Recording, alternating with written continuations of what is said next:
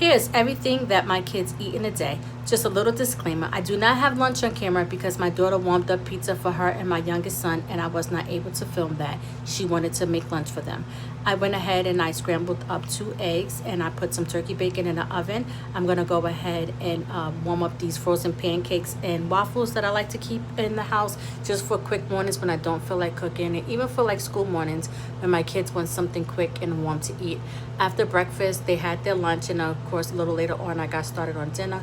I chopped up some chicken breast. I seasoned that with the seasonings you see there on camera, and then I'm going to pan sear that and some olive oil. I like to let my chicken get nice and brown, and then once my chicken is brown, I'm going to go ahead and remove that from the pan and get started on my sauce. I go in with a little butter because the butter is just going to put a little more juice in the pan. I went in with 2 teaspoons of chopped garlic. I love this garlic because it's easier for me to get dinner done without having to crush the garlic.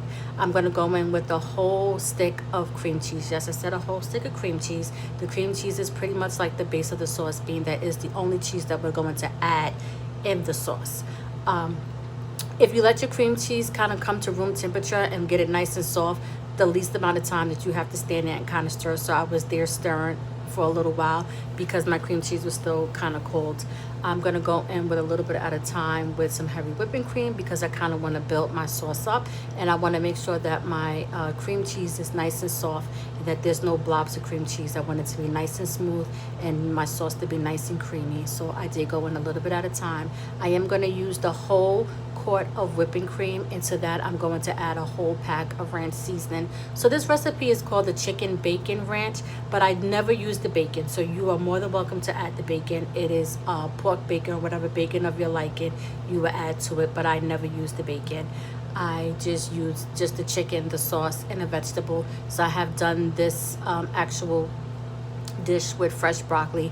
You would just pan sear that for a little bit, kind of just like to just not cook it all the way, but just warm your broccoli up, and then you will add the broccoli to the pan just like I'm going to do when I go ahead and add the spinach. I opted for spinach this time because this is the only way I could get my kids to eat their spinach if it's incorporated in a sauce.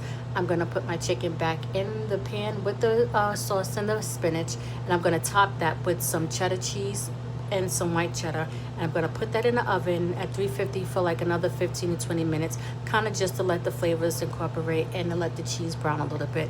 I'm going to get started on my pasta. So I have done this meal with potatoes as well. You don't necessarily have to do it with pasta, but today I wanted pasta, and that's dinner. Bye.